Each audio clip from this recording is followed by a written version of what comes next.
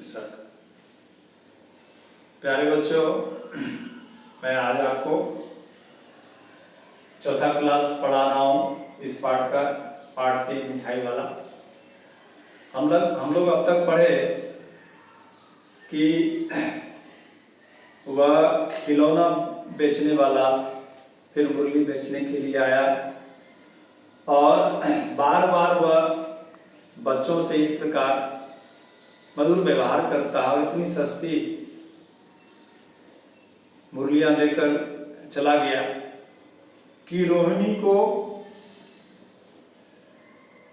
इस पर विचार करना पड़ा। आज रोहिणी अपने छत पर बैठी है और मुरली वाले की सारी बात सुन रही है, तो उसने फिर से विचार किया कि यह फेरी वाला कितना अच्छा आदमी है, कैसा भला आदमी है जो इतनी सस्ती सामान देता है और बच्चों से इतना मधुर व्यवहार करता है। फिर उसने विचार किया कि अरे बेचारा है, मारा मारा फिरता है, पेट के लिए क्या नहीं करते हैं लोग। अब ये बात आई और गई। 8 महीने बीत गए। सर्दी के समय में रोहिणी स्नान करके अपने मकान की छत पर बाल सुखा रही थी। उसी समय नीचे में गली में सुनाई पड़ा बच्चों को बहलाने वाला, मिठाई वाला, वही चिर परिचित आवाज थी। झट से रोहिणी नीचे उतर गई और बूढ़ी दादी को उसने बताया कि जरा उसे बुलाइए ना, बच्चों के लिए मिठाई ले लूं। दादी उठकर गई और दादी ने कहा मिठाई वाला इधर आना। मिठाई वाला निकट आ गया, बोला माँ जी कितनी मिठाई दूं? नई तरह की मिठाइयाँ, रंग बिरंगी मिठाइयाँ, कुछ मिठाइयाँ खट्टी भी है, मिठाइयाँ बहुत मीठी है, जायकेदार है और इसके अलावा इसके और गुण है, ये खांसी को दूर करता है, बताइए कितना दूं? पैसे के 16 देता हूँ। दादी बोली 16 तो बहुत कम होती, तो बेचने वाला कितना ही सस्ता दे, खरीदने वाला उसको कम ही बता, बहुत सस्ता दे रहा है। लेकिन दादी ने कहा 16 तो बहुत कम है, भला 25 तो देते। मिठाई वाला बोला नहीं दादी, अधिक नहीं दे सकता, इतनी भी कैसे देता है, इतनी भी कैसे देता हूँ यह मैं आपको क्या बताऊं। खैर कोई बात नहीं, मैं अधिक नहीं दे सकूंगा। रोहिणी दादी के पास खड़ी थी, बोली दादी फिर भी काफी सस्ते दे रहा है, 4 पैसे की ले लो, ये रहे पैसे। मिठाई वाला मिठाइयां गिनने लगा। रोहिणी ने पूछा भैया तुम पहले भी यहाँ आते रहते हो ना? क्योंकि अब रोहिणी को पक्का विश्वास हो गया है कि यह मिठाई वाला यही मुरली वाला था और यही खिलौने वाला। उसने कहा हाँ कई बार आ चुका हूं। रोहिणी का अनुमान ठीक निकला। अब तो वह उससे और भी कुछ बातें पूछने के लिए अधीर होती। उसने पूछा भैया इन छोटी छोटी चीजों को बेचकर तुम्हें क्या मिलता हो? वह बोला मिलता तो क्या है, यही खाने भर को मिल जाता है, कभी नहीं भी मिलता है, पर हाँ संतोष, धीरज और कभी कभी असीम सुख, आनंद जरूर मिलता है और मैं यही चाहता भी। अब रोहिणी को बड़ा आश्चर्य हुआ। उसने कहा सो कैसे? उसने कहा अब व्यर्थ में उन बातों की चर्चा क्यों करूं, आप जाने ही दो, उन बातों को सुनकर आपको दुख हो।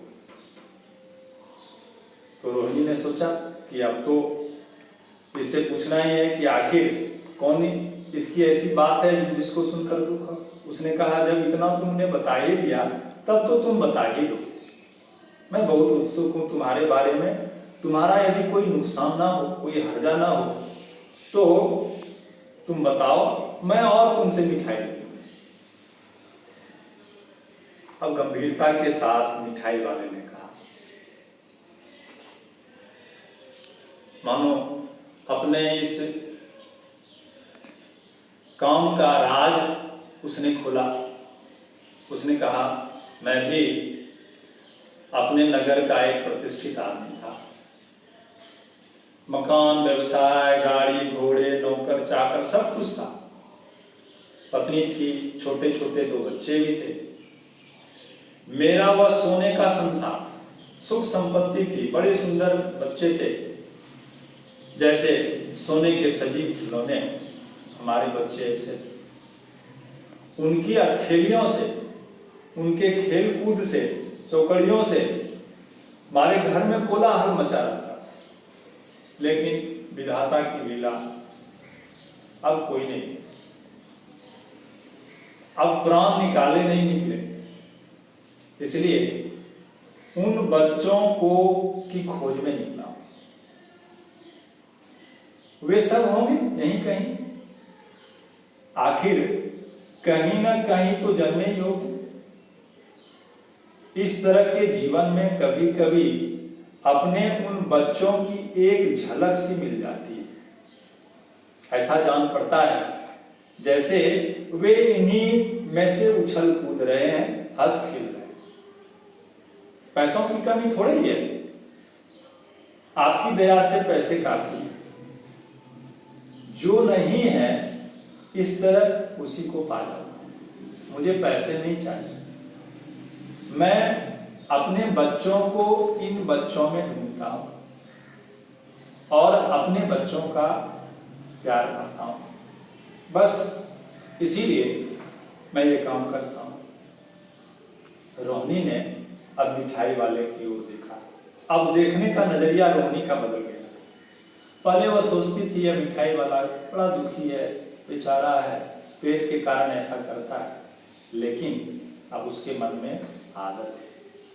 अब वह दूसरे नजर से वह देख रही थी। उसने कहा अब उसकी आंखों में आंसू आ गए, रोहिणी की आंखों में। तभी चुन्नू मुन्नू आकर मिठाई मांगने लगी। उसने दोनों के हाथों में मिठाइयां भर दी। रोहिणी ने पैसे दिए। वह बोला अब इस बार के पैसे नहीं दूंगा, रहने दीजिए। पेटी उसने उठाया और फिर आगे बढ़ गया और फिर उसी प्रकार उसने आवाज लगाई, बच्चों को बहलाने वाला मिठाई वाला, बच्चों को बहलाने वाला मिठाई वाला। अब देखिए, हम सब जब किसी व्यक्ति के किसी काम को देखते हैं और उसका मूल्यांकन करते हैं तो हम देखते हैं कि इसकी शायद कोई मजबूरी हो या कोई इसका साथ हो, इसीलिए काम करता है। आम आदमी की ऐसी ही धारणा है। लेकिन कोई वह काम भी करे जिसमें कोई मान सम्मान ना हो, बुरा काम ना हो लेकिन कोई मान सम्मान भी ना हो, लेकिन बस इतना प्यार पाने के लिए, बस इतना सा आनंद पाने के लिए कोई मान सम्मान को छोड़कर काम करे, उस काम में अपने प्रिय को देखे, यह बड़ी अनोखी बात है। ऐसा ही होना चाहिए। हम दूसरों के साथ भेदभाव का व्यवहार क्यों करते हैं? क्योंकि उसके अंदर हम अपने प्रिय को नहीं देखते।